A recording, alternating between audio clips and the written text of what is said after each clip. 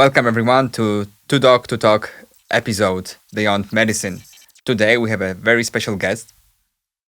Some surgeons fix bones, some surgeons correct deformities, and someone dedicate their entire life to children born with very rare condition that we even never heard about. Today's guest is not only a world authority in skeletal dysplasia, spinal deformity, and arthrogryposis, but also someone we consider a mentor, a master, a teacher, and a physician whose empathy defines his all excellence. But beyond his surgical mastery, what truly distinguished Dr. Feldman is his humanity, his empathy, his patience, and his extraordinary ability to connect with patients and families facing life-altering diagnosis. And something we are very especially proud of, he carries Polish roots, which makes this conversation even more meaningful for us and very personal. Let's listen together. Dr. Feldman, welcome to 2Doc2Talk, to our podcast, Beyond Medicine. We are very privileged to have you here. Well, thanks for having me. How do you feel in Warsaw so far? Well, it's a pleasure to be here. I've been in Warsaw many, many times, and I may be the only person who doesn't mind February in Warsaw. Okay. See, I come every time this year, and this time of year, and the cold doesn't bother me, so it's all good. So maybe at the beginning, tell us more about how it all happened. Why did you choose orthopedic surgery, medicine, and what's the story behind? So I think in terms of choosing medicine and in choosing orthopedic surgery, I grew up in a family of all professionals, not doctors, but professionals. And I guess that was sort of expected, both intellectually and maybe doing something for humanity. My mother got sick a couple of times when I was young, pretty sick. And I think it opened me up to being a doctor and trying to help people. And then I think you choose your field in medicine based on your personality. You want to fix something. You want to be able to help people individually and really get to know them through their lives and not just enter them for a specific time. And so, pediatric orthopedic surgery just melded into that. And then treating rare diseases became part of my life. So I treated from all ages. I treat from birth until literally 80-year-old people with the same conditions.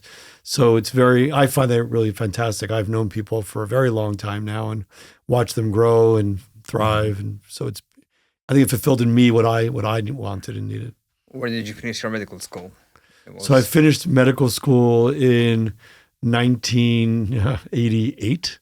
I'm trying to think. Yeah, I finished medical school in 1988. Where was it? In New York at Albrewczyński. Okay.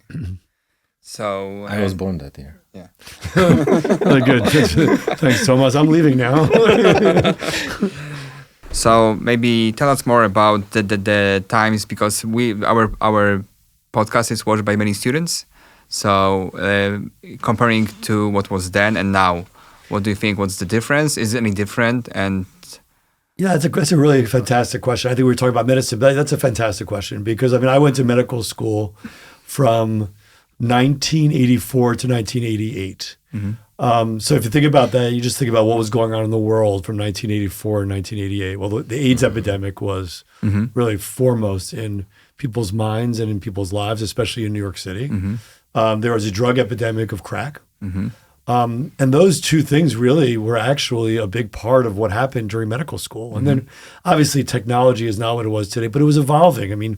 You went from a very much personal profession to a very technological profession, right? You went from doing cadavers and studying, and now you're looking at CAT scans. And so I think that it was changing when I was in medical school already, but I think that the conditions that we treated at that moment in time, at that little fraction of time, it was really not a great time. And I think today we're better, but then you talking about good people today, and they had to deal with COVID if they were in medical school, and that changed their lives. If you were in medical school and you had to be a medical student during the COVID epidemic, you were doing things that weren't medical. You were taking care of people who were passing away, who were too young and not ill.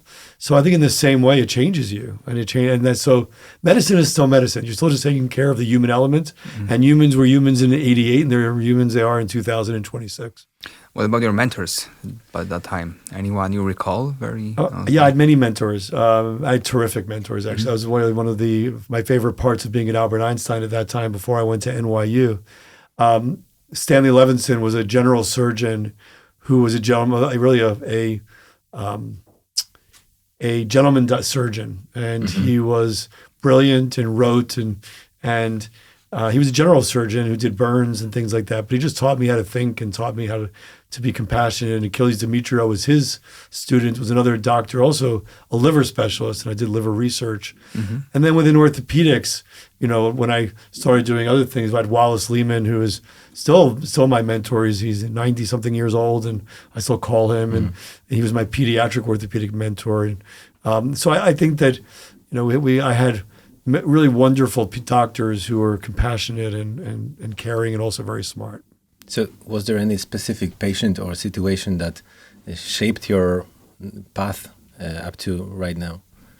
Yeah, there was. I mean, I think that it changes all the time. I mean, it changes. You know that you're both surgeons, and I think your path changes as you do this, right? I mean, as we do this. So I think what changed my path was that I saw things that needed to be treated that weren't treated, right?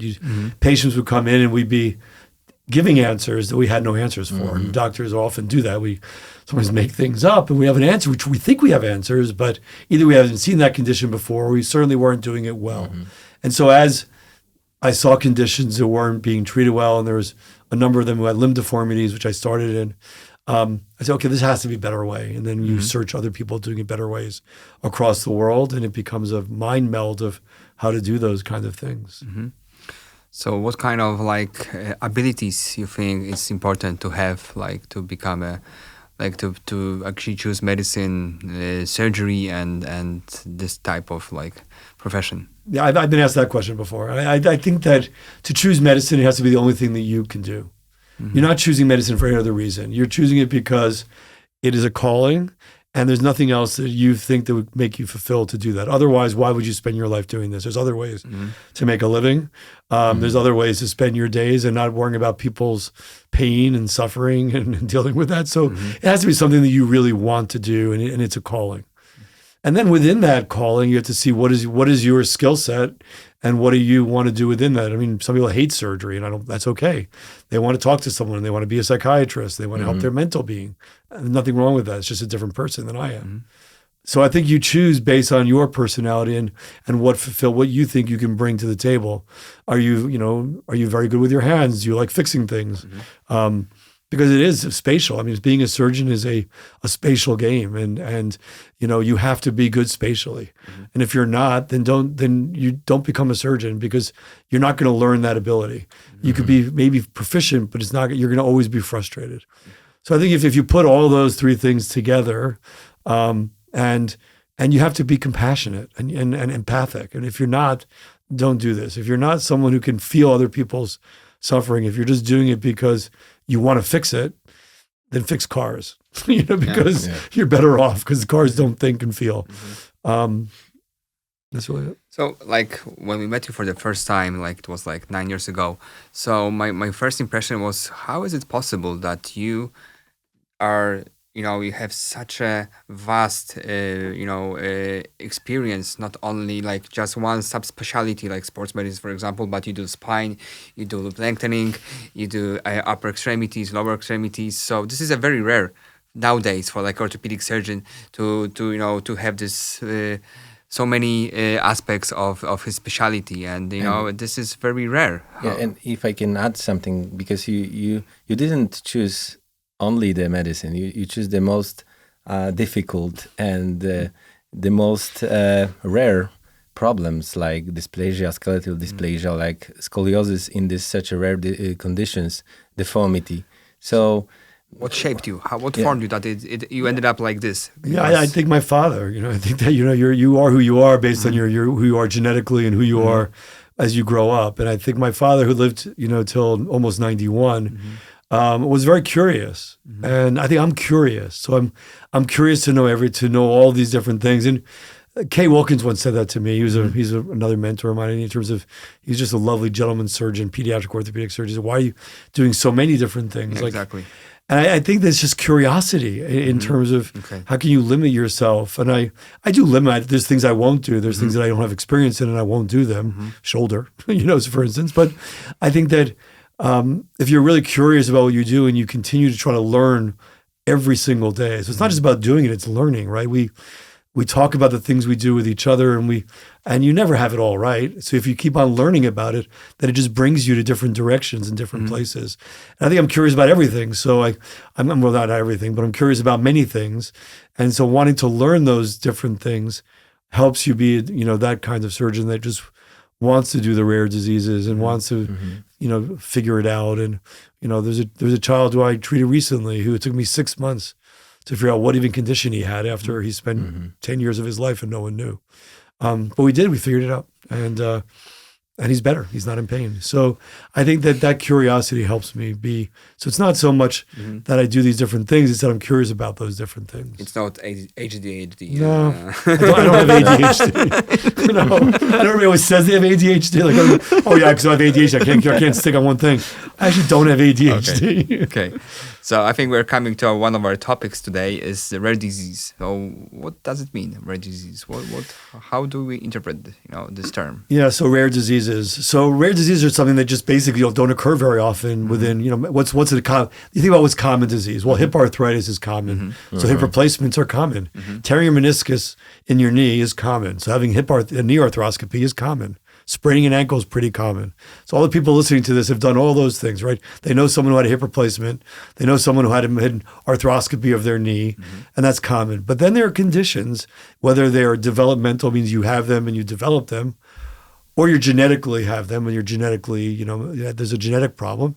And they could be 1 in a million. They could be 1 in 2 million. They could be 1 in 8 million, 1 in 8,000. So they just don't occur very often. So in my practice, they're no longer rare. Because I treat rare diseases, they're not rare to me because I see them from all over the world. See them in Poland, see them in Abu Dhabi, see them in Israel, see them in West Palm Beach. And so I think that for me, seeing patients in many different locations from different places means for me, these are no longer rare.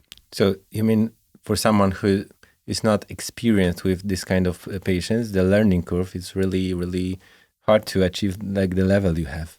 Well, it may be impossible if you don't want to choose that. I mean, I wouldn't treat a rare disease once. So for instance, even if you're a pediatric orthopedic surgeon in America, and you may see tibia hemimelia one time in your life, which is a rare deformity, right? You may see arthrogryposis twice in your career or 3 times in your career.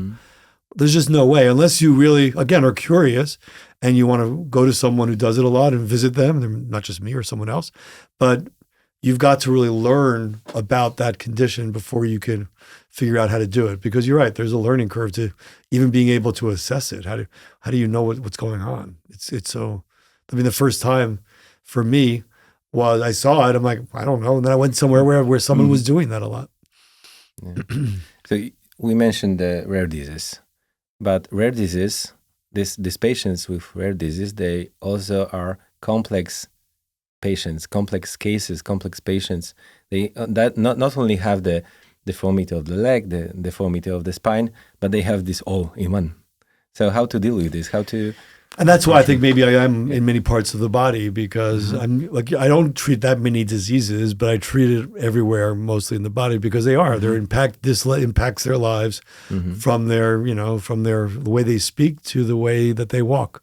And I think that you have to really be able to assess the entire body, because the way the spine works will impact the way the hips, work. And in fact, I often fight, I'm battling that situation in someone who doesn't do spine but does hips, or someone who does hips and doesn't do spine. And then they're like, and they're not looking at both. And oftentimes you really have to worry about both together.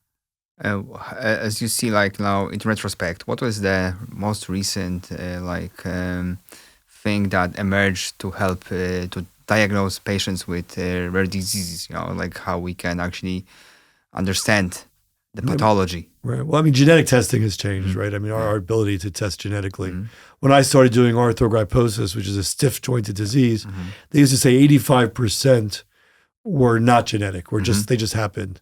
I think we're probably down to 30% right now. I mean, so many of the children have, and you know it when they have it, and many children have some genetic abnormality that causes that condition. So genetic testing has changed everything. Technology is changing our ability to do things. When I did spine before, I would have to know the anatomy and put implants or screws into a spine just by visual anatomy. Now I can use AI, I can use robots, I can use, navigation. I can know exactly where I am based on, and you have to learn how to use those things. They're not working alone, but they certainly assist you in being able to treat things. And I mean, when I started, there was no MRI. It's a long time ago, right? Yeah. We didn't have MRIs, and now everybody and his brother's getting an MRI. Yeah. So let's talk about arthrogryposis, because in this field you've done so many advancements. So what was misunderstood, do you think, in those patients? Like, so arthrogryposis is a pretty rare condition. It's about 1 in 8,000 births, and it's very variable. It can happen. First of all, any culture, any location, everywhere in the world it happens, and it has a very wide range of impact on the patient and how they're impacted. How stiff are they? What is stiff? Is it just their feet? Is it just their hands? Saw that in someone today. Is it their hips? Is it their knees? Is it their spine? Is it their mouth? Is it their neck? And so that's number one. So just basically seeing that. I think what was misunderstood is, even what's misunderstood today, is that you can actually help them. Like, they gave up. So, there are places, and I won't mention locations now, but there are places in the world where they'll buy you a wheelchair if you have that diagnosis, but they will not allow you to have surgery. And these are developed countries. And they will just say, here's a wheelchair, stay in your wheelchair. But they have so much potential. And that's, I think, allowing that potential to come forward and thinking there may be surgeries or physical therapists or occupational therapists who can help people like this, and give them the ability to stand and walk, because that ability, even in childhood, even to stand and walk at home, changes a person. It changes their ability to outlook on life. It changes their self-worth. So I think people just didn't give them enough chances, and to say that we really can do it, and because they didn't have the skill set. And now I think we do. We really are. It doesn't mean every child who has it can be helped in that way. So maybe can you tell us more about what you've developed in the recent times, the new emerging techniques, surgical techniques that help so many patients, and you've published all the results, but if you can bring more to the audience so they will be more familiar with that. Yeah, so one thing we worked on a lot was the knee. The knees are a big reason why kids cannot, or children and adults with arthrogryposis can't walk, especially if they're bent. So we had a child, children bent at 90 degrees and 100 degrees, which is a right angle. Well, you can't stand for long or at all if you have that angle, even if you're going to wear a brace. And so we did come up with a technique that allowed us to straighten the knee by loosening up the tension on the tissues, shortening bones, releasing muscles, not being scared of nerves, to allow nerves to be freed and vessels to be freed, and all those, that changed, and that we revolutionized, I think. And we can still improve on it. We're trying to. It's not 100% effective, but it really works well. And that's really, our I think the number one contribution we've made recently. We've done over 200 of those children and adults, and it really has made a huge difference in patients' lives. I think one thing I talked about before is making sure the spine and the hips match. That has to happen. And people know that, but they don't always do it. And they have to match. Your hips and your spine have to match. And how your spine impacts what direction your hip is matters, and it helps you walking. So I think that's something that we're working on. Feet also. The feet in arthrogryposis are very difficult because they don't work very well, and they're usually very deformed. But we figured out a way to try to limit the number of surgeries that they have and allow them to be straight, and allow them to at least be flat on the floor to walk. And so I think those changes. So how do you prioritize the intervention? Which joint should be do first? Or you prioritize to do this in one stage, or just step by step in smaller interventions? Yeah, I think the most important thing is that you start from the top and you work your way down. I mean, if there are problems in all joints, you can't start from the bottom. You can't start with what you're comfortable with and then just do that, because it'll impact everything else. And you keep on going back and forth. So usually you start from the top: spine, hips, knee, feet, and just work your way so you've aligned everything together. If not everything needs treatment, that's great. Maybe only the feet need treatment. Maybe only the knee knees need treatment, but make sure we're starting from the top and working our way down. So we look at the spine and make sure it's not tethered. That's something that we've revolutionized, certainly. And then we get the neurosurgeons involved, that there's a tethered spinal cord, which means that it's a rubber band on the bottom. And we've revolutionized the treatment of that for sure. So I think that if as long as you start from that top part and you work your way down, you won't fail. I want to dig deeper. Do you remember the moment that you actually if you said it's actually working, that there's a point of like shortening the bone and releasing the muscles. So what was the moment? There is it was a dream, or like based on your experience of your previous patients, of your failures. I don't know. It's like I think it evolved, right? I mean, I think shortening the femur was not the only. People say that's the only thing we do, but that's not. And you know that you guys have done these cases yourselves, and you're quite good at it. So it's a multi-purpose. But you start with one thing, and then you sort of keep on working your way down. And it's conversations, right? I mean, it's you converse with your partners at work. I have some great partners at work, and we talk about these cases. And we say, what went right? Like, well, by accident, we shortened the femur when we had to get the hip back in the joint, and that made the knee better. So if that made the knee better when we shortened the femur for the hip, which we had to bring the hip down, then why don't we shorten the femur for the knee? And then you question, and you say, well, let's do that. And if we release the nerve when we're doing another rare condition, then why can't we free up the nerve when we do this condition? And so I think you try to extrapolate from one condition to a next, and then it just becomes together. And it should still change, right? That's the curiosity part. Like, it's not perfect. And you should still say, and you can listen and hear and say, well, if someone else has an idea, then say, okay, that's great. Let's adopt that. And you can't just try things either. That's also, I think, a horrible thing for a doctor to do. But it is. I think things evolve. But do you think it's like it's experimental, every treatment for rare diseases, or is it overstated? It's like, yeah, I don't think it should be experimental. That's what I was just saying. I don't think you should experiment on people. I think that you should have a goal in mind and a purpose, and families and kids and patients should understand that what you do may not be perfect, or they know the results and the risks, but you're not making experimental. You're using sound judgment, I hope, and saying this can work, and you're not using people as experiments. That's pretty awful. But things do evolve, and they're not always as good as now. They're better now than when I started. So that's true, but there is sound reasoning why you're adopting a certain treatment. Good. So, because we spoke about the new techniques that you developed, but what are the biggest challenges still in the future with these patients, especially long term, after you treated them, after you operate on them? What are the challenges that you can see long term? Yeah, I think that's a great question, Thomas. I think that the challenges of rare diseases is that they're far away from me, right? They're not all in West Palm Beach, Florida, with my therapists and me being able to see them, and our brace person making them braces. And that's the beauty of having you guys work with us in Poland, and you have great therapists and you're great surgeons, and you can follow up on these patients. But people need to know that these are lifelong conditions, and it's certainly while growing. So they have to follow up. They have to have bracing. They have to have physical therapy while they're growing. I treat I think something we revolutionized recently is the care of, dwarfs, achondroplasia, the way you treat their spines. That we've published on, and we're really, and I can't shout from the rooftops loud enough that you don't give up on these people. They don't have to be paralyzed. You can treat them, and here's how to do it. Here's how to minimize their surgeries, and we've published on that. So the biggest thing is to get it out there to other surgeons, to other doctors, other therapists. If you fail, then come to us and see what you're doing wrong, or how can we all do it better. If you've got a better idea, I'll hear you. I'm listening. But I think that, the hardest part of this was your question, is that people live everywhere and they don't have the resources sometimes, either the resources of the doctors or the therapists or the brace people to make the things that they need to continue going on, or the financial resources. I mean, medicine is expensive everywhere, in percentage-wise in every country.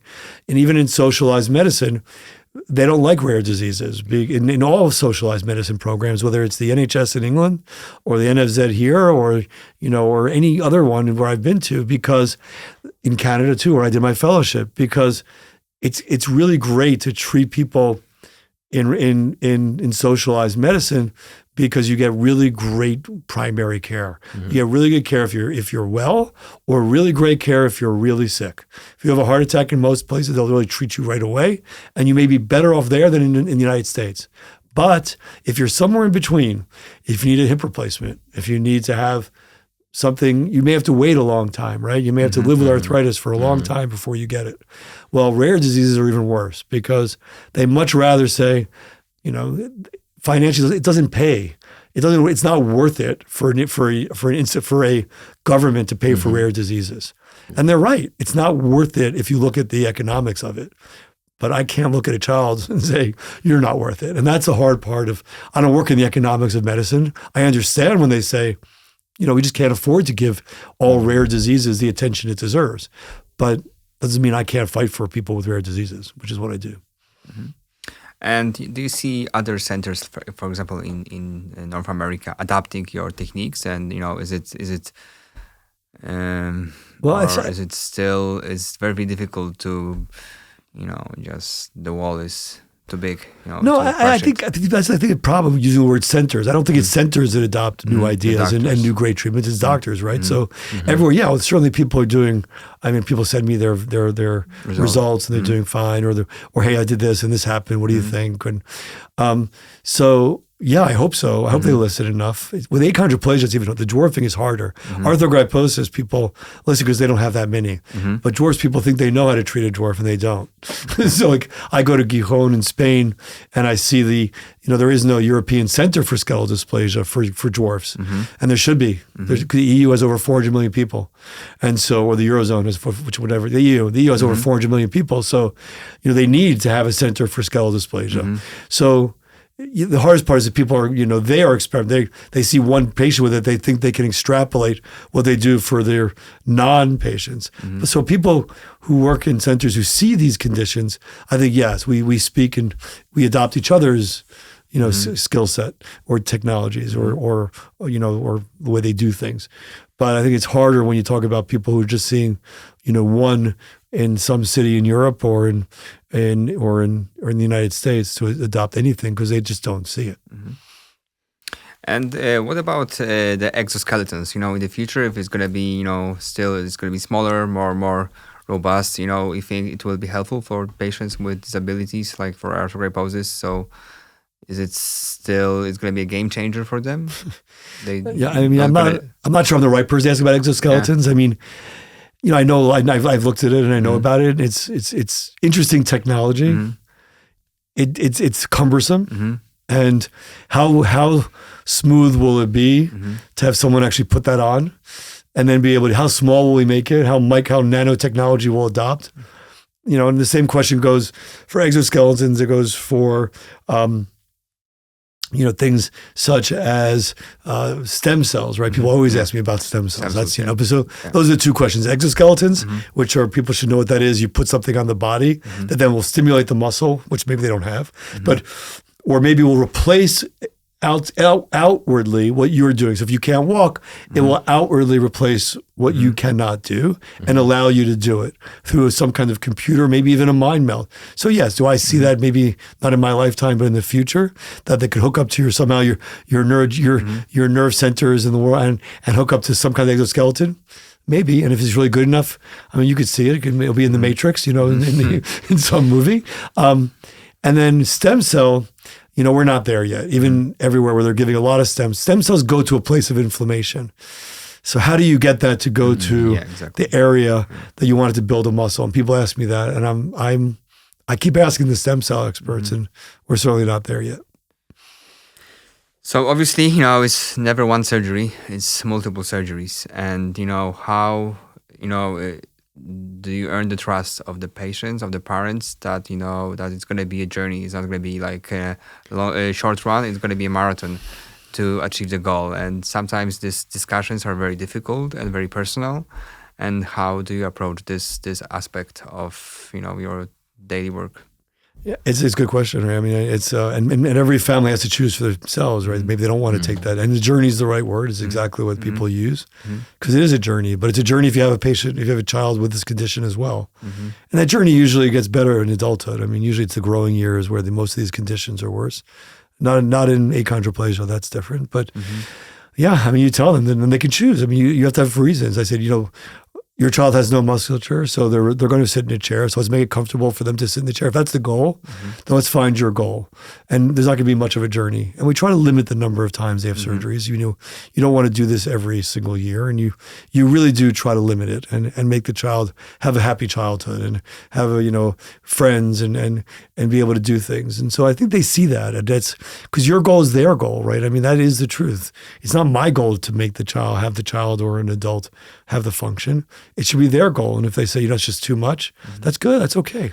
That's the same with the limb deformity, right? I mean, you can have an amputation. It's really okay. And I tell them, yes, it's really okay. Maybe you shouldn't do this, reconstruction, so many surgeries, and maybe it's better to put a prosthesis on and do that. And so that conversation happens every day.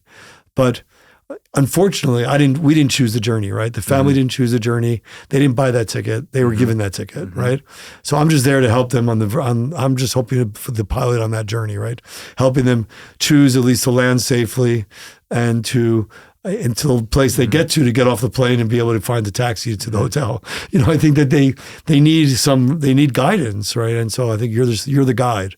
You're not deciding for people. So you're unquestionable innovator in medicine. How to tell people to teach people how to follow you, how to be a mentor, how to be a teacher?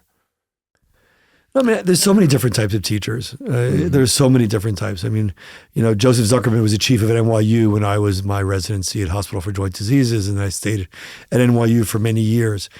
And he's a different teacher than I am, right? He's an amazing teacher, teaches so many residents and fellows and teaches them to do really good orthopedic surgery. And that may be what you want to do. Maybe that's where your interest is. Your interest is to do that, is to teach people to be functioning good doctors and surgeons and ethical. And he did all of that. But my interest was to take on something different, right? It was to be, to be a very, subspecialist of the subspecialists and to teach that. And I'm much less needed than he is. It's more needed to be a general teacher than it is to be the teacher who teaches you how to make, micro paintings, miniature paintings, right? That may be something you want to teach. You may want to teach someone to do miniature paintings, but you're going to have a small class, And so my class may be small, but I find it fascinating. His class may be larger, and that's his choice to teach that, much larger, and that may be his choice to do that. And I think that's great. So know what kind of teacher you want to be. Do you want to be a teacher at all? And then really be generous to the person who comes next. Be generous to people who are younger than you in terms of allowing them to work, allowing them to learn, and never feel threatened by someone younger. It's actually this great thing. They're going to take your place eventually, and that's great. That's the natural progression.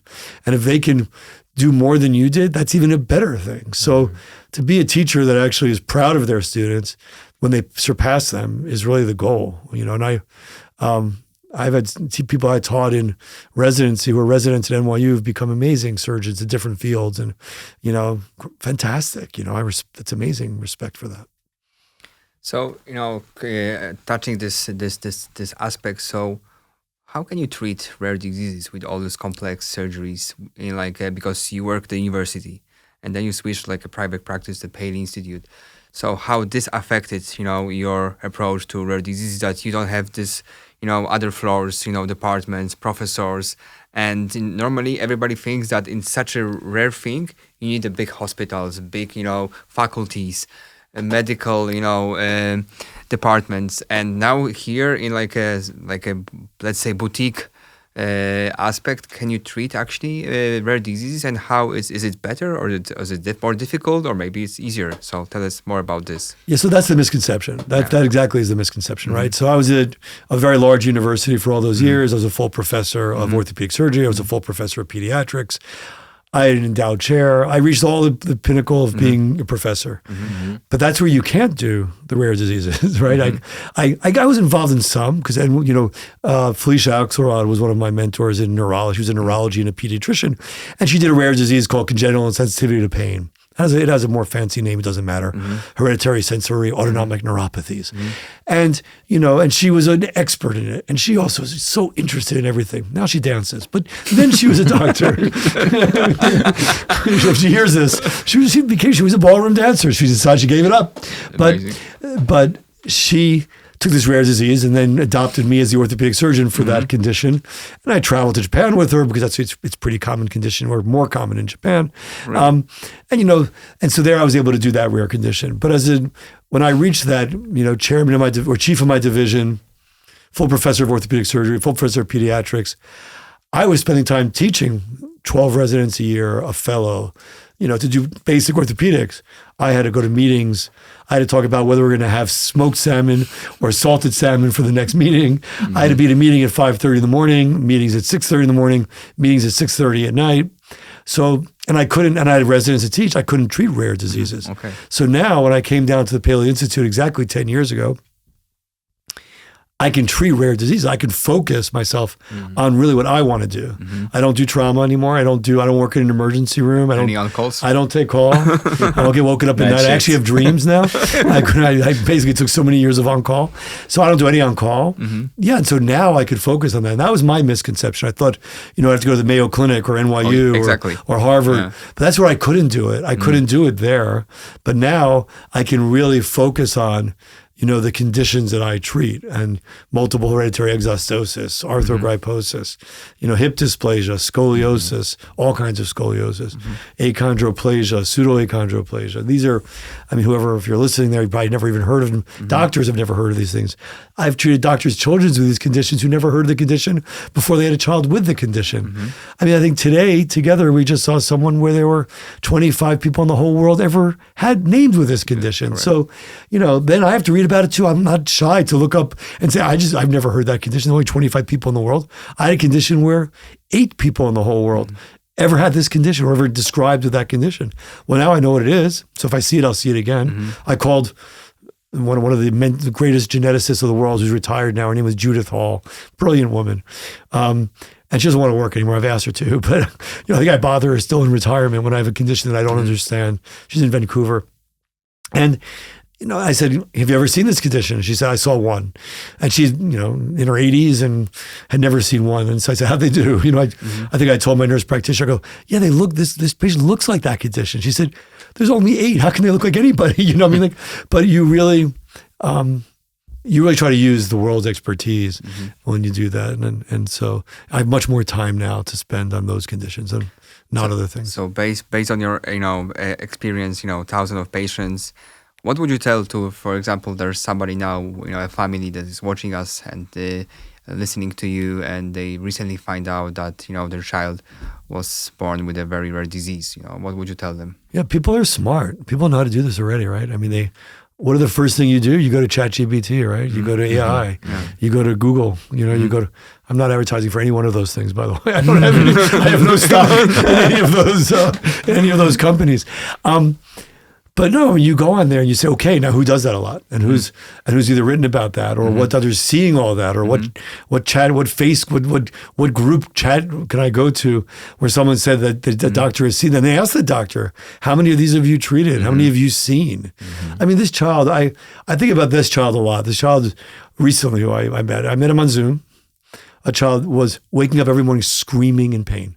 Normal intelligence, 12-year-old or 11-year-old child, screaming in pain. Why? Why was the child screaming in pain? And a condition where they operate on in a different hospital, I'm not going to mention which. And every time they operate on, the child either broke or became even more stiff, like the Tin Man. Well, don't operate more. It's not going to, you define insanity as repeating the same thing. So, and this patient somehow found me because it was part of our arthrogryposis group, and we spoke, and I wasn't sure. And that was the one where I had to call Judith Hall, and that's the one where we got new genetics. He said, well, we had genetic testing. And I said, well, let's just do it again, because you got to do it every 5 years, because it comes out different. And they did it again. I was read as negative. I go, let me see it.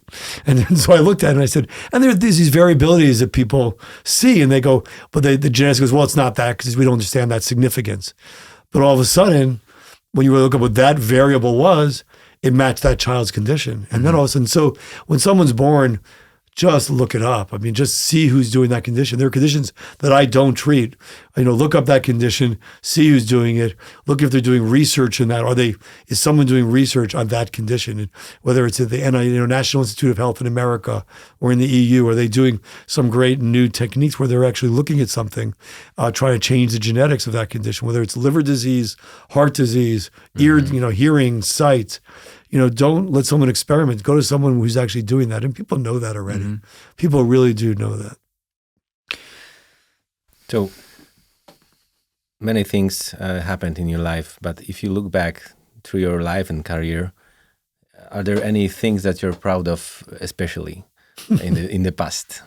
I'm proud of so many things. I mean, I think I'm proud of the people, the kids, the residents I taught, the career at NYU, the career at Paley Institute, treating the patients I treated, my family life. I have great kids.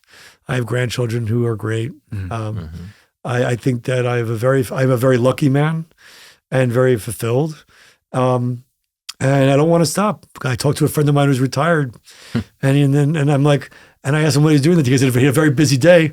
And I'm like, that's not a busy day. I'm like, that's not even close. My day starts at 5 a.m. It doesn't end. So, and I think that there's, as long as I can continue to contribute and do something, whether it's by surgery or by thinking in these conditions, then I'll do it. So I'm very proud of that. I hope I'm proud that people think that the residents I taught, who I still speak to, think I helped them even when I was a maniac. Maybe I yelled too much or got angry or nervous about what we were doing. And I hope that I hope my kids feel the same way. No, and my grandchildren feel the same way. I hope that I've given and shown them that you can remain empathic. Because a resident once asked me, how do your patients think that you care about them? How do you let them know that you care about them? And my answer was that you care about them. and then they know. You don't have to tell them. It's natural. Yeah, so you don't have to tell them that you care about them. They will know that you care about them if you care about them. And I do care about them. Do you think they teach us more than we teach them, the kids, our patients? Well, that's a sort of a easy thing to say. I don't think I want to replace them. They everything in life teaches you, right? I mean, they show you resilience, they show you beauty. I mean, like they can laugh. You get sad about you have a pimple on your forehead. You're like, how can you go to work today? And they're like dealing with things that you can never deal with. So they show you resilience in terms of, and they are heroes for sure, and champions, and their families. And they also teach you what not to be, like if other people in the world, right? Some people, and you see both. You see the good. I mean, when you're a doctor, as you guys both know, you see great parents and you see awful parents, and you see everyone teaches you something. Yeah, and everybody teaches you something of what not to be as well, right? Like your own parents. Maybe either you repeated their mistakes or maybe you didn't repeat their mistakes. You took the good that they gave you and you repeated it, or maybe you didn't repeat it. So that's the same as being a physician. So I think treating rare diseases is more stressful than total hip replacement? I'm sure it is. I'm sure treating conditions where the outcomes are so difficult, or when you're operating on the spine and you can paralyze someone every day you walk in the room, even for regular scoliosis, idiopathic scoliosis, and a regular 12-year-old, 13, 14-year-old girl who comes in who's a cheerleader, or who rides, does in Florida they do drag racing. We treat a drag racer. And you're worried that yes, you could theoretically paralyze someone, right? I mean, every day if you walk into that operating room. So I'm sure it's stressful, but. So how do you cope with the stress, and what do you do beside medicine that helps you to relieve the stress and that's to be happy? Yeah, I mean, I think that family life helps you the most, right? All of you know that.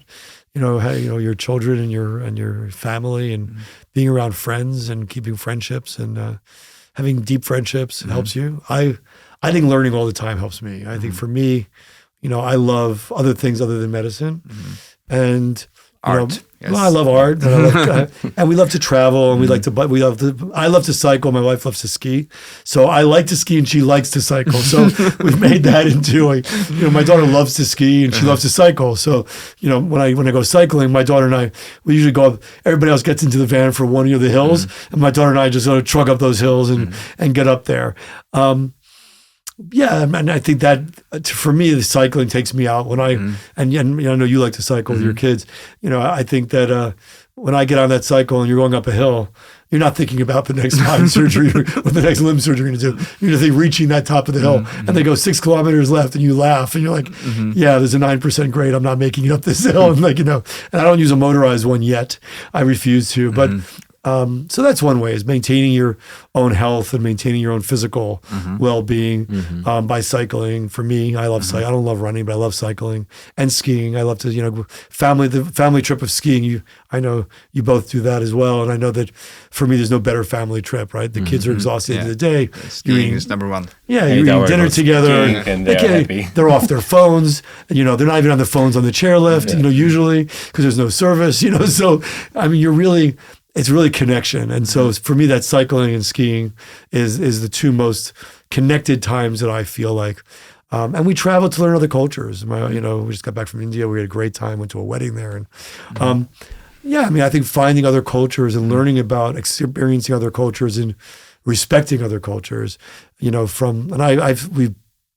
treat patients from around the world at Paley Institute, but also because, you respect other cultures and religions and, right. I mean, I'm Jewish, you're both Catholic. When we were in Jerusalem together, we went to, the Catholic churches. We went to the Church of the Ascension, even though there's 3 of them. You can go, right?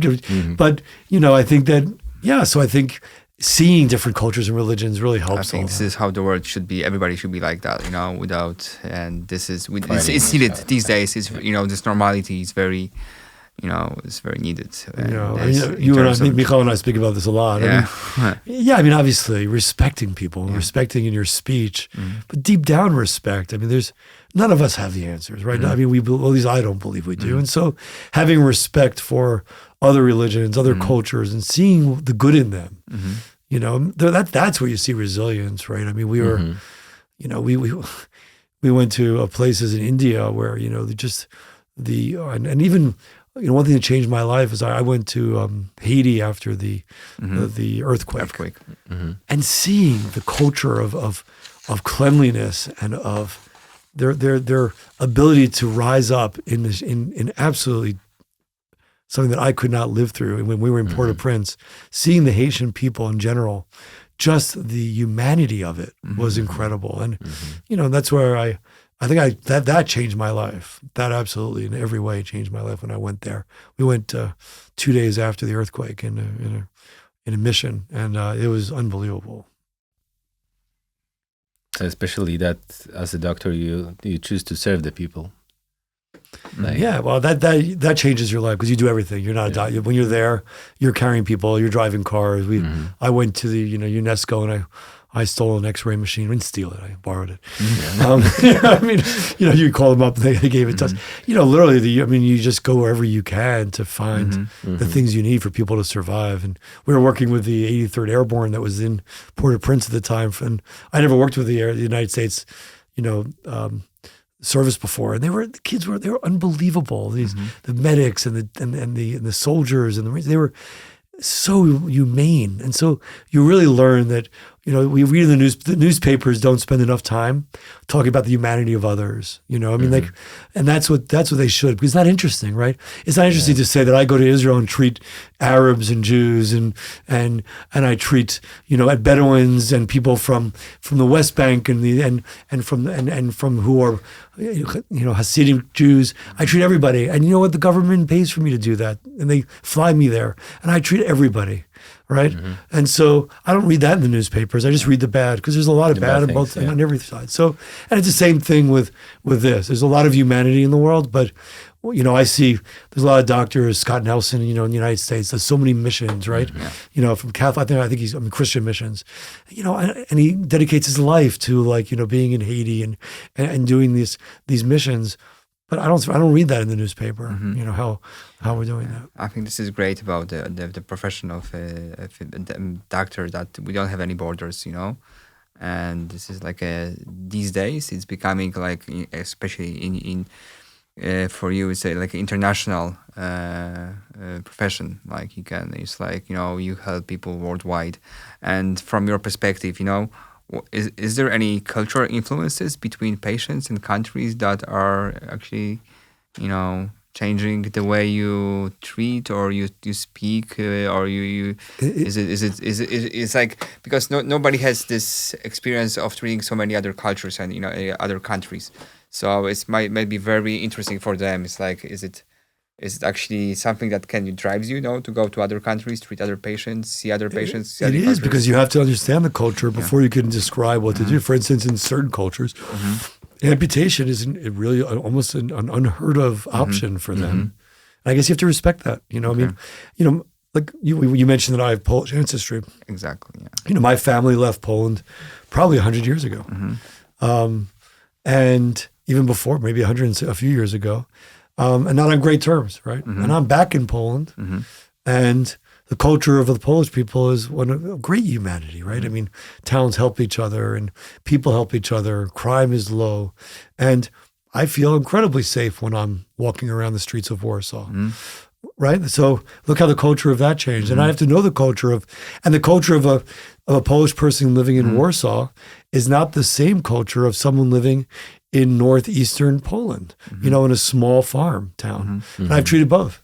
And their cultures are different, and that's not the same as the person who comes from New Delhi versus who comes from a small city, 50 kilometers from New Delhi, or who comes from Nairobi or 50 kilometers from Nairobi. So, yeah, each culture has its own discussion about conditions, how they deal with conditions, and sometimes it's frustrating, right? I mean, if some cultures don't want you to see the fact that their family has a genetic problem, because then they can't marry the next child. So I literally have families, and I won't mention where and who are sisters whose children have the same genetic condition, who did not discuss the fact that they both have the same family, that both sisters, they're nieces, and they're not close to each other, who have gone through different things. And I asked one sister, do you know of any family members with the same condition? No. So literally you have to learn the culture. And I would not discuss with one family well, I go, yes, you do. And it's this blind spot of and it's a fear. If you're from a small town and you show that you have a genetic condition, will you marry off your firstborn who doesn't have that condition? I get called by any type of preacher, whether it's an imam, a rabbi, a Catholic, priest, asking me if the condition a child has is genetic. And I answer almost the same thing every time. I say, first of all, father, or rabbi, whatever. I say, does anybody in your family have cancer? Have ever had cancer? And they usually say yes. And I say, well, that's much more genetic than this condition of this family. So, like everything we do is genetic. The way we speak is genetic. The way we look, the way we think. So to answer the question is, yes, obviously, and there's ways around genetic and rare conditions, but do you think it's only about the genetics, but maybe epigenetics? There's something more above the genes that we control it somehow? We've gone from cycling in France to epigenetics. Do you think because based on your experience, you see that there's something, we don't understand everything? 100%. And I discuss, when I bother Judith Hall, I discuss epigenetics because I don't understand what epigenetics. For those of you listening, your genetics is your DNA, but why are identical twins not identical? Right? I think my daughter explained this to me better than I can, but because she was a genetic biology major. But I think that epigenetics is obviously why. What position you were in uterus. Did you smoke? Did your mother smoke? Did your father smoke? What town were you in? I was in town recently. I couldn't breathe because there was so much smoke in the town. So epigenetics, meaning, and was your family going through something at the time, psychologically, physically, mentally?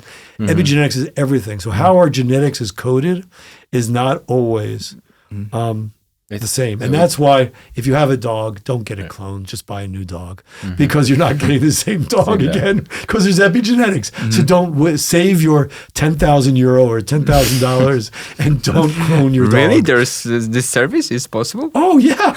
I was walking I was walking in Fort Greene Park, and there's a shout out to Fort Greene Park in Brooklyn. And this guy was talking to me. I was walking my dog off leash. We're allowed. And he goes, yeah. I go, what kind of dog is that? He goes, it's a blank, blank, blank. I don't remember. And I go, oh, really? Do you love that dog? He goes, yeah, it's cloned from my last dog.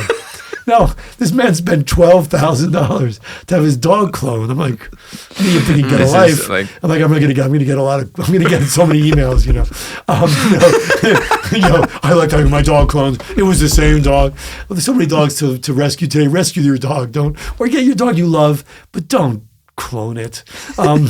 Save your money. But the environment will change this new dog. Well, exactly. The epigenetics, the cloning of a dog doesn't mean you're getting the same dog. You could have your other dog was wonderful, and this dog could be vicious. Have the same gene code. They may look a little bit alike, mostly alike, but they're not going to be identical.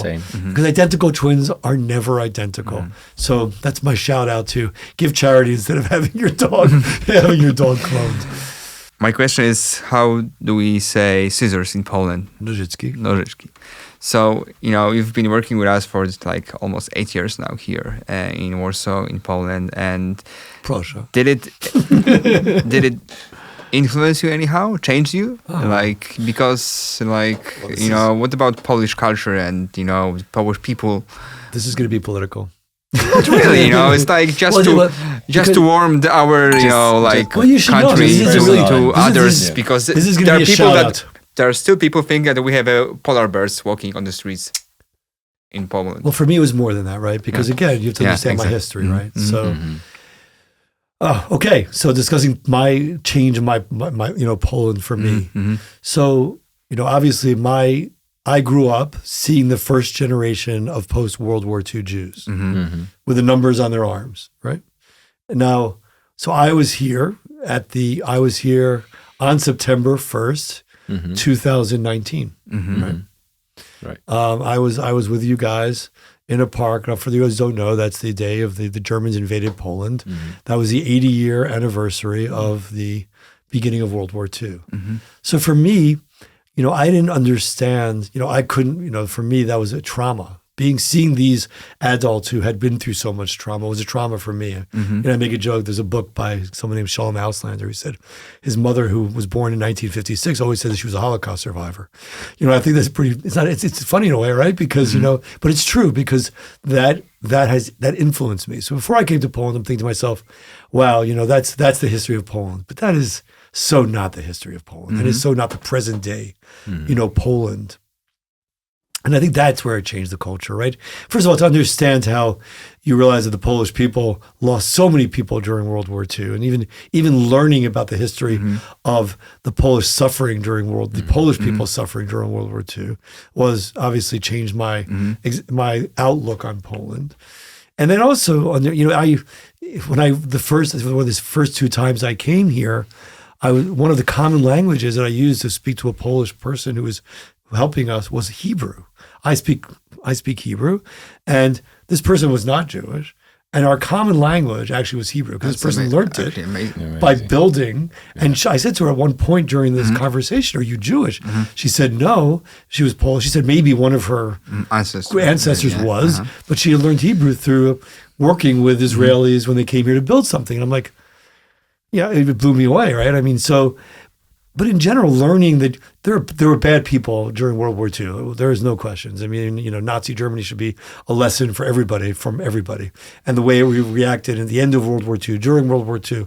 But I'll say some really. You can cut this out if you want. But no. I once asked me. It was a question they once asked. I once heard there was a lecture given by Berkshire Hathaway, Warren Buffett, and he said, "How do you define success?" And he said you define, and he said he met an old Polish Jewish woman, and she said, "I define success that if I have a friend that would have hid me in World War II." And he said he looked at his life then. He was probably 80 years old at the time when he gave this lecture, and he said, if I'm reaching my age and I have a lot of people who would have hidden me, well, then I know that would have been successful, right? But then I asked my daughter that question. I told my youngest daughter that, and I said, "What do you think of that?" And she said, "It's interesting because she has 2 young. She had 3. Now she has 3 young children. She had 2 young children at that time, and for a Polish person to hide a Jew in 1940, risk their lives, right? Exactly. If you don't know that person well, are you going to risk the lives of your children to hide someone you don't know?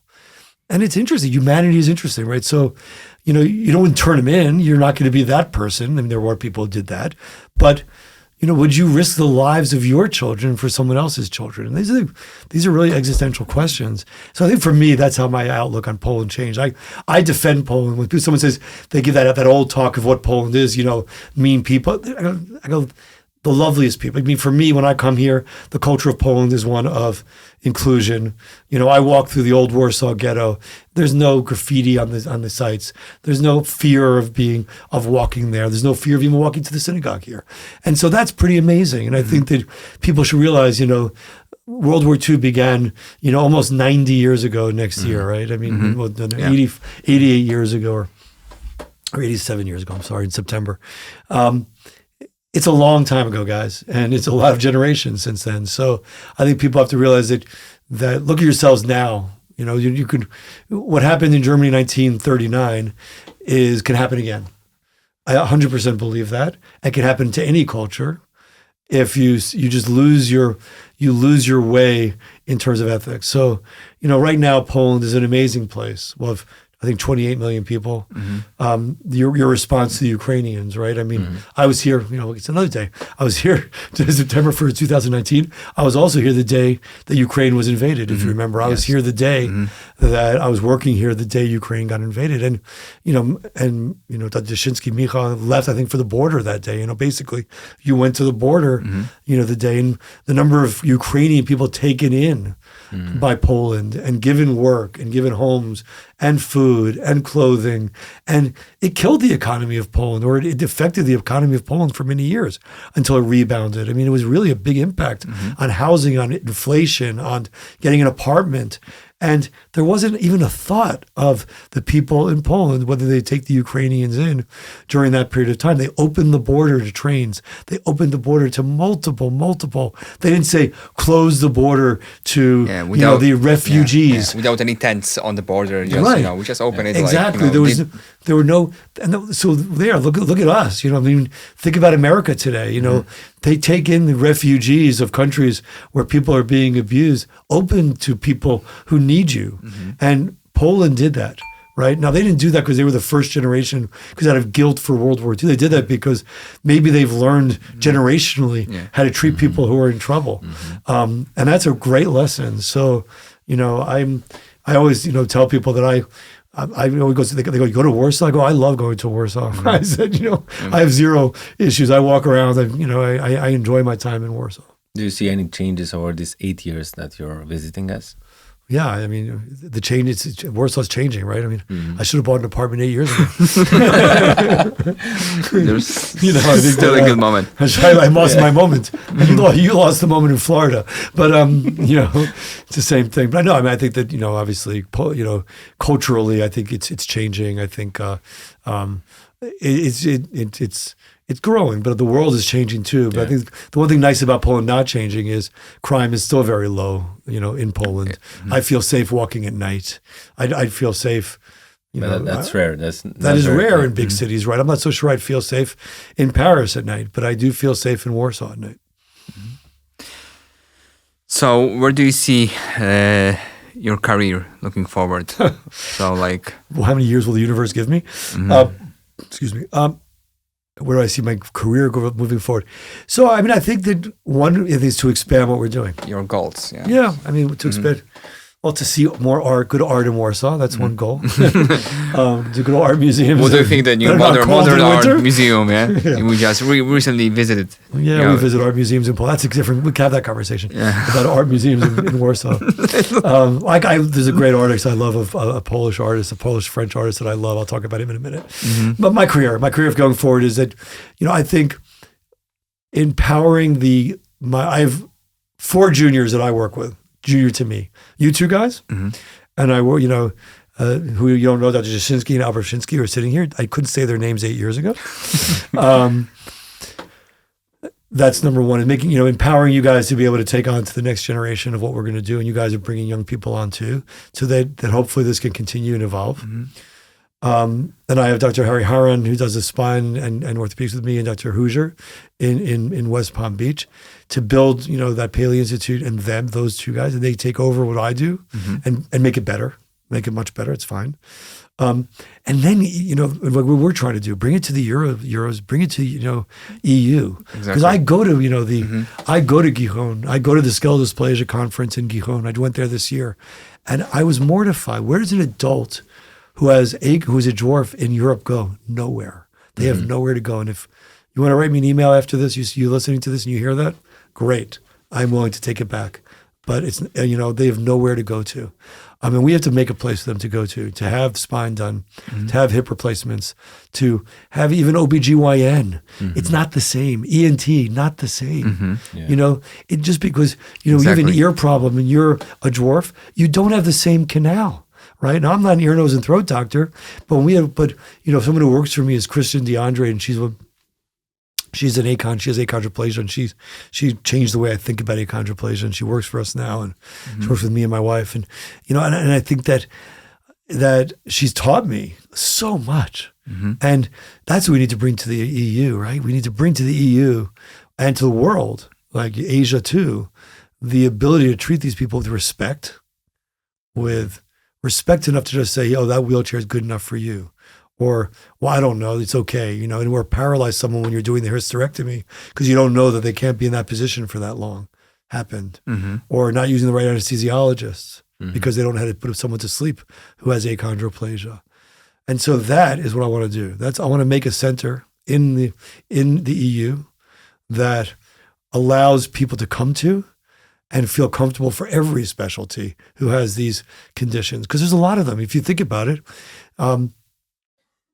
the EU has 400 million people, right? So, if you have a condition that's 100,000, that's not so rare, right? Just do the math. It's just not, there's a lot of people with that condition in the EU, and so I think they need a place to come to. And it almost got built in some locations, and they just fell apart. So I think that's gold. What was the main reason for the Politics. rethink, the financing? Politics. Politics. Yeah. No, it wasn't even finance. It was ego. Ego. Yeah. It wasn't even the EU was willing to finance it. It was the EU between two governments. And so it's just, build it privately and they will come because they have to come. Okay.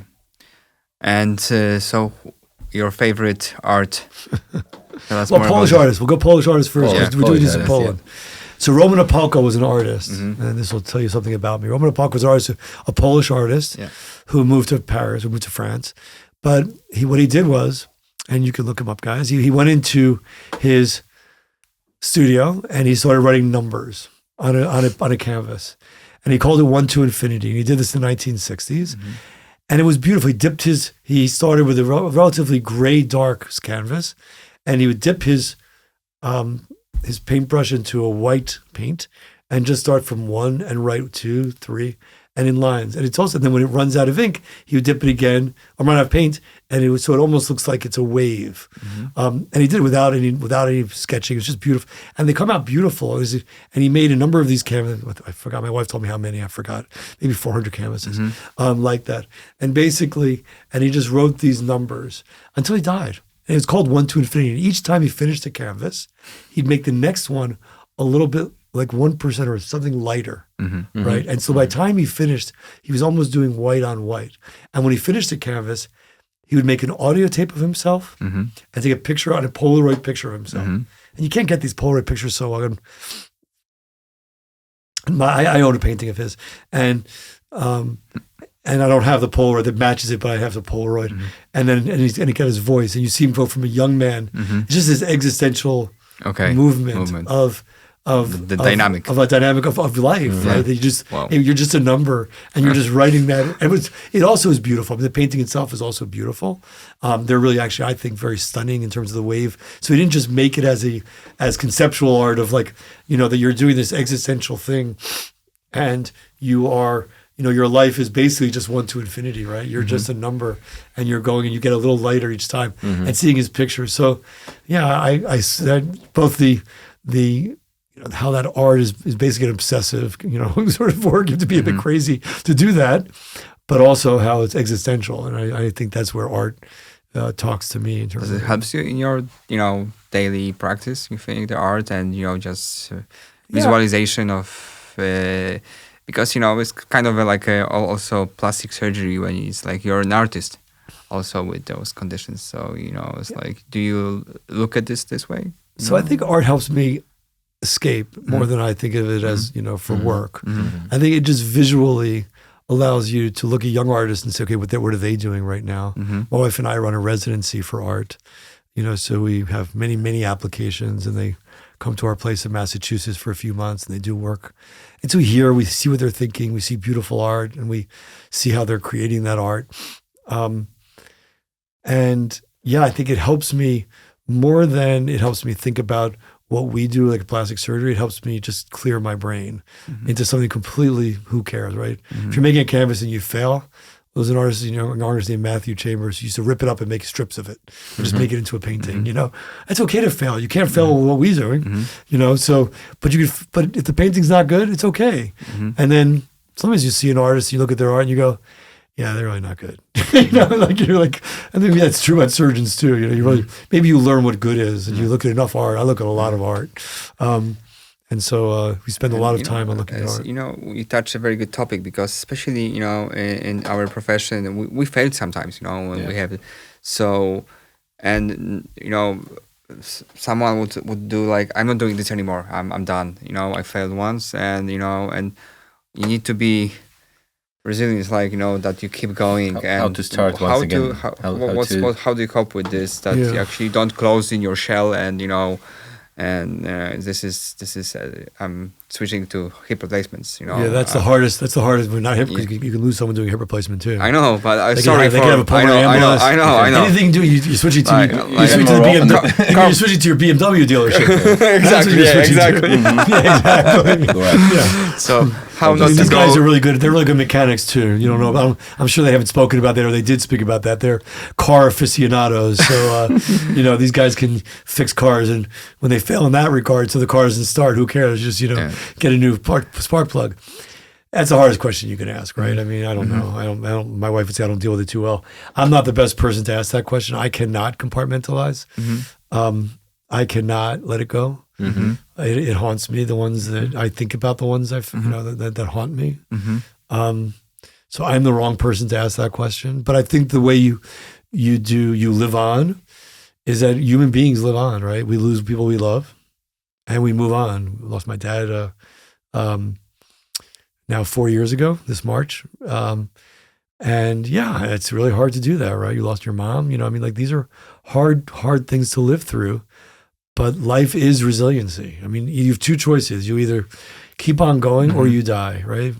That's like that from Shawshank Redemption, right? You keep on living, or you go, right? So, and I think that that's just true about medicine, that I cannot let it go. I cannot compartmentalize failure, but I can go on and try harder.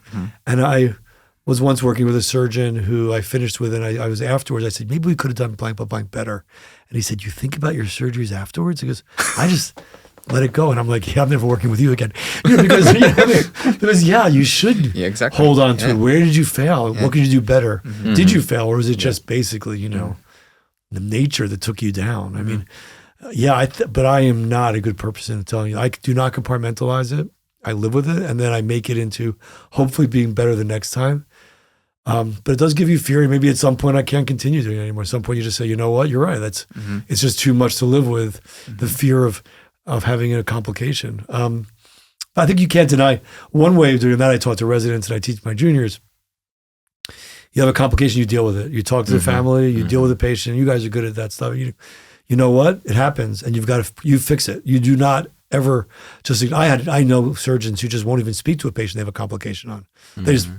I'm like, no, you fix it. You have adopted the patient when you operate on someone. When you've taken them in, you've operated on them. They have become your child, and they are yours. And it is your job to whatever it takes, if they will allow you, to fix that problem that you've created or that you have created around you. And I certainly live with those. So by dealing with your complications, that this helps you as a surgeon, that you will figure out your complication, that you help your patient. If they allow you to, yeah. I mean, it helps you get to the end. While you're going through it, It is a nightmare. You all know that. Mm-hmm. It is like living through, for people who aren't doctors listening to this, if you're a caring doctor, you are not sleeping at night while that complication is going on. And sometimes you can't fix it in a minute, so it takes time. And you're using all the people around you and all the resources you know worldwide to help you fix that complication. Or not a complication, or a medical condition the patient has, or something. You've got to use every resource you have, and then when it's resolved in one way or another, you can sleep again, and then you can somehow breathe, and you go on and you do it, and you go on and you work and you try to fix something else. In the same way, you don't celebrate the successes very long. In the same way, you deal with your complications or your failures, and you don't let them ruin you. You don't just high five each other when you have a success, because you're the next one. Someone asked me that, do you celebrate the successes? Yeah, for about 2 minutes. So you mentioned success. How you define success on your patients? Well, your patient didn't walk beforehand, and now they walk. That's a pretty good success, right? The family telling you, writing you letters of success, seeing the child, the family hugging you because you've given them something they never had, or the patient, or you've taken away someone's pain. They can sleep now. They wake up not screaming anymore. Yeah, you feel pretty good. But it's the celebration lasts until you walk in the next room. That's how long it lasts. Until you're dealing with the next one. But it's addictive for those of us who do it, right? I mean, when my wife said to me, in order for me to retire, I need to have, I think, 2 friends and 2 hobbies. I'm on 1 friend and 1 hobby, but so no, I mean, she's kidding. But the truth is that it is very meaningful. So to stop doing that and play golf is not very meaningful. Golf is I don't play golf, but if I did, I couldn't do it all day long. So it's like maybe I have a questions because I think these days young people are actually, it's very difficult for them to choose their path. There are so many things you can do. And it's like, do you see like the new generations, like Z gens and others that you work with, and that's fantastic at Pale Institute, that your juniors, how they behave, and do you approach differently, those new generations, and how to guide them, maybe some tips and tricks, how can we help them? I love that question, because obviously I have 6 children, so I have millennials and I have Gen Zers, right? So yeah, exactly, yeah. And I don't buy it, and I actually don't. And I argue with my Gen Zer. I argue with Taylor all the time about this. I do think that growing up with my millennials did not grow up, or they reached a certain age without the apps and without having smartphones. And I do think that there are challenges in being a Gen Zer, and there were challenges in being from the great generation in 1930s. And there's a challenge. You think someone who lived through World War II and fought in World War II, how about who fought in World War I? You think the generation who fought in World War I and came up was the worst war. I mean, you think World War II, World War I was a horror. Yeah. People came home and either they lived or they died, right? They came and they thrived and they made a new generation, or they didn't. And you think the generation of World War II had a great fear when they had, Hitler murdering people, Stalin murdering people, right? I mean, and then to go on with, living through the generation that had to worry about nuclear war, right? I mean, they lived through, the 50s, they were getting under their desks and chairs, right? Your parents, like mine, were taught to basically go under the chair, or the buff. Right, and I lived through the Cold War. My generation lived every day. We thought the Russians were going to attack us. We were told this craziness and we lived through a generation of seeing that. And then generation who lived with, like I said, talked about the AIDS generation and the IV drug abuse generation and the crack generation. So today there's challenges. There's challenges to be the fact that housing, let's say in the United States, is so expensive, and percentage-wise, my son has told me many times how much more it is now versus it was in my day to buy a house versus salary-wise. Still don't buy it, Taylor. I'm not sure. I actually think it may be true if you want to live on 57th Street in Manhattan, but you may be able to find something somewhere else. The question is I think you have to teach. I think I'm proud of my kids so much because they're functioning adults. Because they realize that it's not given to you. And I think that as parents, you raise your children that they have to do something. That this is not, that playing poker is not a job. Okay, it's not a career. You want to have fun. You think it's good. First of all, it's not active enough. And I don't mind playing poker. I stop because I feel bad winning and I feel bad losing. So I don't like picking people. But that's not a life. That's not giving back. You want to make a professional poker player, fine, but then do something else as well. And so I think having, you have to take care of yourself, and it's a struggle for every generation in a different way. So yes, millennials had a struggle, and I have millennials who are my PAs, and they're phenomenal. Okay, I work with my physician's assistants and associates are amazing. Nurse practitioners are amazing. They work hard. They're not dramatic. They get along with each other. We don't have to worry about, being so politically correct. They don't stand on ceremony. But everybody should be polite and respectful. I mean, we're not living in a generation where you should be disrespectful to your employees.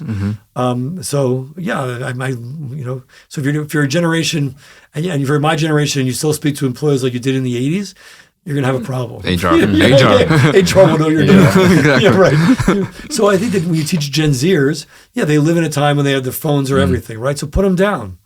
Maybe when we have dinner, our rules are the phones are not at dinner. Okay, and now we're not always great. We sometimes violate that rule, but we try not to violate that rule.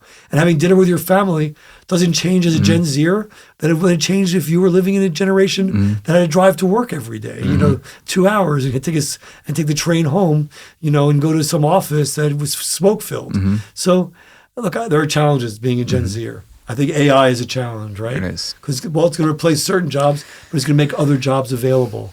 So you know what? You may not be able to be a lawyer that was a lawyer in 2000. You may not be, because you know what? My dad, when he went to law school, when he was 40 years old, had to go to the stacks to look something up. Now you can just go on a computer and look it up in about 12 seconds. Correct. Not even. So, but it may change what the lawyer does. You may still be able to be a lawyer. And so I think that you have to adapt to what it is. And, and selling, pajamas on, as e-commerce, okay, if that's great, if that makes you happy, then do that. I mean, e-commerce is a way that I never had when I was a kid, right? I mean, all of a sudden you're selling to, 1 billion people instead of selling to, on this, lemonade on the street corner. So I do think there are opportunities in being a Gen Zer, and there are challenges in being a Gen Zer. And maybe I don't know all the challenges, to them, but they have to try to have interactions. They have to try friendships. And you have to teach them that that's important, that they can't live. Virtual living is not living. And that's a problem. It is not a life, I don't think. So in connection with this, what values should drive them to decide in the future what to do? But because you can't teach your children values, right? They only show by example. Right? If you're ethical, then they will most likely be ethical. Doesn't mean you always succeed. I mean, you don't always succeed.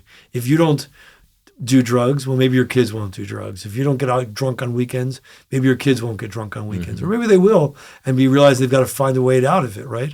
Doesn't mean they're always going to follow your way. But, I think that they live by example. They don't live by what you say. Like the people I know my age who taught their kids they were the most wild kids when they were my age, and they were the most strict parents. I was the most permissive parent, basically, and I was a kid who never did anything, or very little, when I was growing up, very little. But I was the most permissive in every way, with my kids. We'd sit at the table with other adults. You allow your kids down? I go, I have to trust them, and my kids came out great, so I'm very lucky. But I think it's also you don't teach by telling them. You teach by showing them. So you need to be a good example. You are their example, right? And I think children see hypocrisy quicker than anybody in the world, right? Yes, There's nobody who reads hypocrisy better than a child. Anybody, everybody. You can see, they know you're lying. They know you're a hypocrite instantly. Right, exactly. Right, and you can't fake it. If you don't go to church, you don't want to go to church, then don't make your child go to church. If you want to go to church and they see you're singing and you love it, then go. You want to then go and they'll love it too. So, do you regret your kids didn't follow your career path? They didn't choose medicine? Well, One child did. I have a nurse practitioner. Yeah, okay, yeah. She chose medicine. I have one veterinarian. She chose. I don't. But again, my choice. So that's a great thing. I want my children to be productive. Yeah.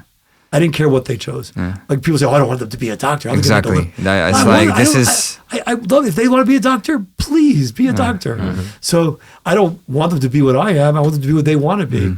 So to be a veterinarian, you have to want to be a veterinarian more than anything in the world because you're not going to make a lot of money, and you better love what you do. You better love. And my daughter loves her the animals that she treats. She's an ER, veterinarian. To be a nurse practitioner, you better love what you want to do.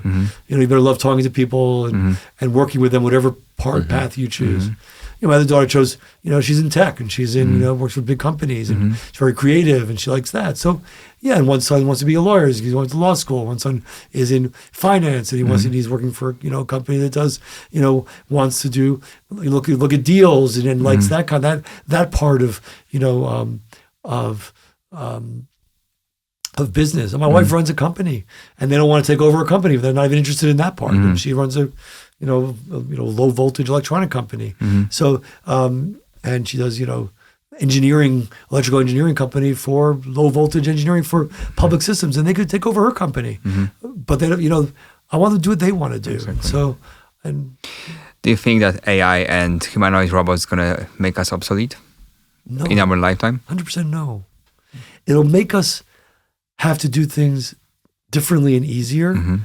But we're human, right? Human beings are basically flawed and evil. There's going to be sometimes unbelievable and empathic and incredible and beautiful at other times.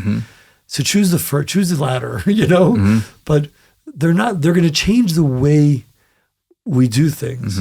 But they're not going to change who humans are unless we become that way. There was a movie made, I don't know the name of it, but it was this apocalyptical, sort of post-apocalyptic, where people forgot how to speak. They literally I don't remember the name of the movie, but it was written and you saw someone in his house playing guitar and he just forgot. They forgot how to speak to each other because they used it so much. And, that's hopefully not our future. And I think that, look, maybe my future is to teach. Maybe I want to teach. Again, maybe teach even science in high school. I don't know. But I think we can teach more by example of showing, because I don't think robots they can help you make a diagnosis, but they can't make a diagnosis. They can help you because you sift through so much chatter when you speak to patients, right? There's so much just eye contact and being able to read so many clues that I don't think you can ever teach a robot. And maybe I'm naive, but I don't think you can. And even inflection doesn't matter. That the human element, and also in the same way, the way your doctor talks to you may change the way you are and what you do. Whether you smoke or not, whether you vape or not. And so what you eat. So no, I think it's going to change, but not alter the need for medicine. But, when the robots are available, probably in 2 years, you're going to buy one for yourself. We have robots. I mean, I mean like a house robot, it's going to be with you in your household, we're going to help you with like Optimus from Tesla. It's going to be available soon. So it's going to change, it's going to shape the world totally different. No, it's going to make someone not be able, it's going to change the fact that a housekeeper may do something else. Yeah. Right? That your housekeeper may be your personal assistant and not your housekeeper. And if the robot can do it, then that housekeeper better go to school and learn how to make robots. But the same with our patients. Maybe they will not be necessary to make them walking, because the world will adjust to them. They will not need to be adjusted. So that's interesting. I mean, do you feel that way? Do you really think that human beings are going to they're going to become sloths? We're all just going to sit there and eat fried food and fast food all day long and just become like a blob. There was another post-apocalyptic movie that was made. Do you remember that one? There wasn't a body. It was just like this. Maybe that was in Star Wars or Star Trek or Star whatever. Where they just had these things moving around and they weren't actually humanoid. Then nobody no longer interacted. I sure hope not, because human interaction, human touch, human feelings, human conversations are so endorphin-like that if you give up, I mean, you're just going to shoot yourself with endorphins and you're going to be a drug abuser. So I hope you're wrong in terms of that. That's the way it's going, but I don't think so. I think every comes in cycles, and it's like nowadays. For example, I really miss 80s. I really like 80s. The cassettes, the VGS, the videotapes. Oh, it was horrible, Michal. 80s was the worst music. Did you see what people dressed like in the 80s? It was lovely. Hockapoos and I think the pants that were ridiculous and long hair. And so me and Tom, we started to collect now. We like old cars more than the newer ones, because we have this, more emotions. Even from 18s and 90s. Yeah, so it's like the muscle car, right? Yeah, I mean, I my not first, in Europe. The in first car I bought Mm-hmm. I bought myself was a 1976 Honda Civic. It was the size of the chair I'm sitting on. It had the horsepower of a lawnmower. And then I had an Oldsmobile Omega that I traded in. It was just like that engine, I think it was like a 480 horsepower. I think it was some huge Oldsmobile engine in that car. Yeah. People talk about those it was ridiculous. I mean, I don't know. I'm not a big car person, but yeah, I mean, there's a nostalgia for, old cars now are big. Old cars are big now, so. And what do you think about the ecology? The way we are going to, we need to be green everywhere, electric, no gas, just... Well, my politics, we're the same. Of course I believe in saving the environment. Hopefully it'll help us save it, but humans need to guys, wake up. I mean, we live in this world, respect it. Respect each other and respect the world. I mean, that's if I can leave with one statement, that would be my statement, to respect each other from wherever you are and respect the planet you live on enough to get rid of your plastics in your house. I was in India and I was sitting in this, she was a well-to-do woman and she invited us for tea. And instead of using paper cups, they used throwaway clay cups. It was someone made out of clay, sat at a wheel and made a clay cup. And they didn't reuse it. They didn't wash it again. They just took the clay cup and they smashed it. And they made a new one. And you know what? Some guys out there making hundreds of clay cups, and instead of using a paper cup or a plastic cup, they use a clay cup. And you know what? I'm in. Okay. I buy it. Why not? Yeah. You give someone a job to make a clay cup, who instead the robots were the robot. Yeah. And you know what? They didn't even use energy because they used their foot to turn the wheel of the clay cup. And they used it once. They didn't wash them. And plastics, when you go to India, you realize, that.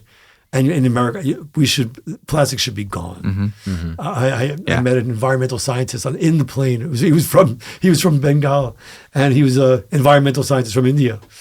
And I said, so just find a way to evaporate plastics. Easier said than done.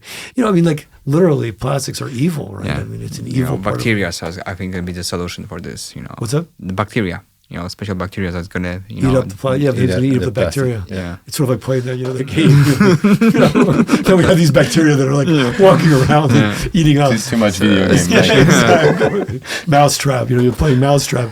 You created in India. You created these bacteria that have plastics, and they all of a sudden they think on their own, like our computers. I mean, I think that these post-apocalyptic ideas are probably so, but. Yeah, but microplastic is an issue, big issue these days. It's terrible. I think plastics are. Yeah. I mean, you look at the streets of some places of India, and it is piles of plastic. What about the Super Bowl? Seahawks? I was actually working during the Super Bowl this year, but I was an Eagle fan, so I won last year. I'm from Philadelphia originally. Eagle fans, but I do like football. So. Okay, so yeah. Okay, Dr. Feldman, so thank you for sharing with us your knowledge. I think it's going to be a great example for our audience and especially for the young generations that, they can listen to you, to the patients, the families, and, to see a different side, not only from the perspective of the exam room, but also from, things you do beside the OR. I hope somebody learns from you guys and all the things that you guys are doing through these talks. Because what I was told by one of my mentors, Robert Salter, he told me that the new generation has the attention span of a TV commercial. So I'm not sure anybody's going to listen for an hour and 20 minutes. But thank you for setting us for us the example that you are. And for us, it was not only educational but really personal, and we are happy that you participating And with us. you know, from my private side, it's very rare when your mentor at the same time is your friend. And this is how we feel about you. And thank you that, you know, we can work with you, we can learn from you. And this is beautiful. And I wish everyone, you know, to have such people around you like we have. And this is a great privilege. And, you know, it makes us better, not only in our professions, but in our family life, you know, with our kids, with our wife, you know, it's like, and thank you very much for this. And, you know, we are looking forward for the next, you know, developments and your things. You can still, where do you think the most can be done still in terms of like rare diseases, you know, what conditions, where, what is. And for us, you're also a great example, the person and the surgeon that all the young people should follow and should, well, thank you, Tom. should copy. Look, I hope you guys are the next generation, so bring it on, guys. You guys are great. Let's go eat steak. So that was the idea behind this channel, this podcast, you know, to influence other people, not only, you know, just. I hope it'd be nice if some young guy who's in med school listens to like how you can choose what you want to do. Because I really, you know, I wish like 20 years ago I could listen to this kind of conversation and choose what you want to do. Yeah, and for sure it would open my mind for like different paths, you know, that I was maybe didn't know really that exists. And, you know. There are so many paths.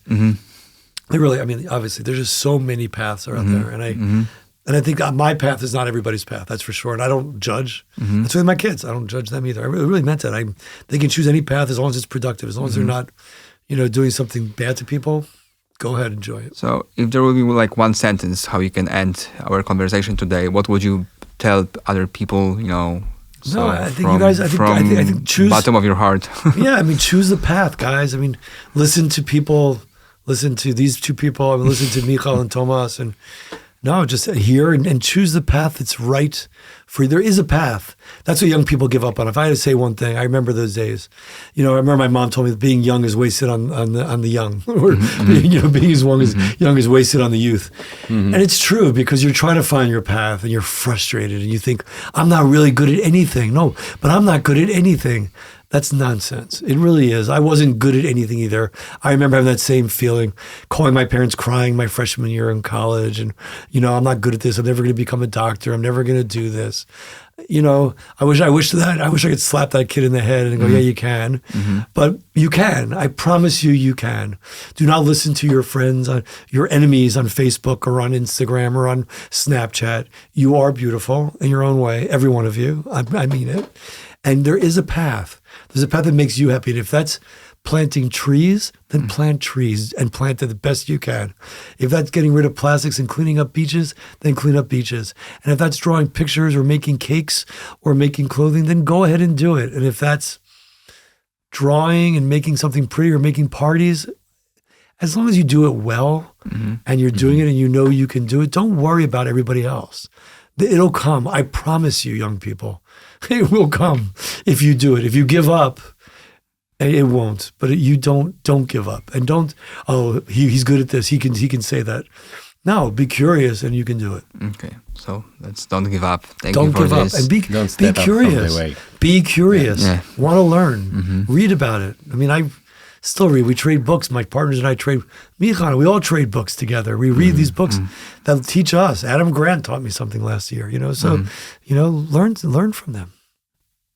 Thank you. It was a pleasure. Thank you guys, and I hope you guys. It passed very fast. You know, it was it was great. Yeah, it was amazing. Thank you. Thank you very much. Thank you.